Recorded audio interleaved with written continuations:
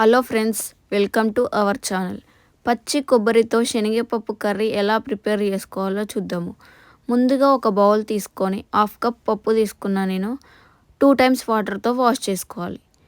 తర్వాత ఒక half an hour పప్పు అనేది నేను నానబెట్టుకుంటున్నా. మీకు టైం ఉంటే 1 అవర్ కూడా నానబెట్టుకోవచ్చు. హాఫ్ అన్ అవర్ తర్వాత మళ్ళీ 2 టైమ్స్ వాటర్తో వాష్ చేసిన తర్వాత ఒక బౌల్ తీసుకొని ముందుగా నానబెట్టుకున్న పప్పుని అందులో వేసుకోవాలి. హాఫ్ కప్ పప్పుకి 1.5 కప్ వాటర్ పోసుకొని పప్పు అనేది బాయిల్డ్ చేసుకోవాలి.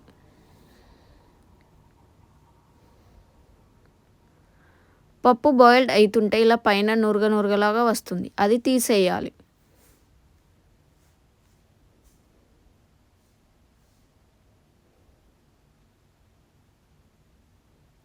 వీడియోలో చూపించే విధంగా పప్పు అనేది బాయిల్డ్ చేసుకోవాలి.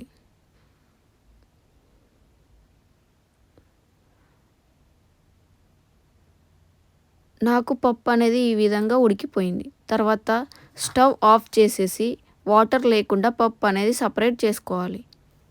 తర్వాత పచ్చి కొబ్బరి తీసుకొని చిన్నగా పీసెస్లా కట్ చేసుకొని ఒక మిక్సీ జారులో వేసుకొని వీడియోలో చూపించే విధంగా పచ్చి కొబ్బరి అనేది గ్రైండ్ చేసుకోవాలి. తర్వాత ఒక స్టవ్ పైన బాండి పెట్టుకొని హీట్ అయిన తర్వాత 2 to 3 టేబుల్ స్పూన్ ఆయిల్ వేసుకోవాలి. ఆయిల్ హీట్ అయిన తర్వాత 1 టేబుల్ స్పూన్ ఆవాలు, 1 టేబుల్ స్పూన్ జీలకర్ర,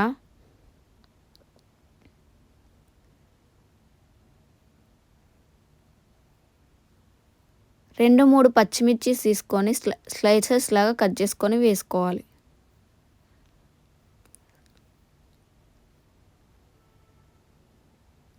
తర్వాత ఒక ఆనియన్ తీసుకొని చిన్నగా పీసెస్లా కట్ చేసుకొని 2 మినిట్స్ ఫ్రై చేసుకోవాలి.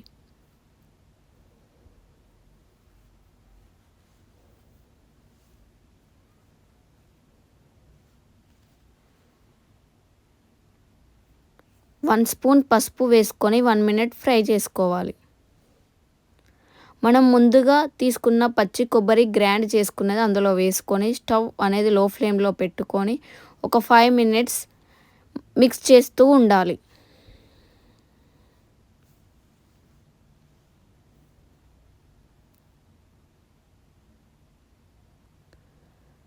ఫైవ్ మినిట్స్ తర్వాత 2 టేబుల్ స్పూన్ కారం, 1 టేబుల్ స్పూన్ ధనియాల పొడి, హాఫ్ టేబుల్ స్పూన్ జీలకర్ర పొడి వేసుకొని ఇంకొక 2 మినిట్స్ ఫ్రై చేసుకోవాలి.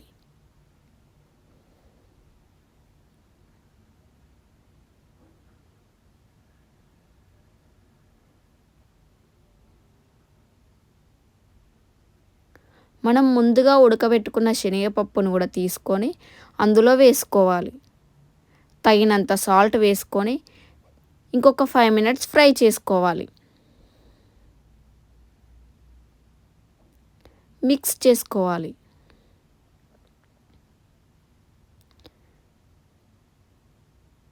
కొంచెం కొత్తిమీర వేసుకొని స్టవ్ అనేది ఆఫ్ చేయాలి.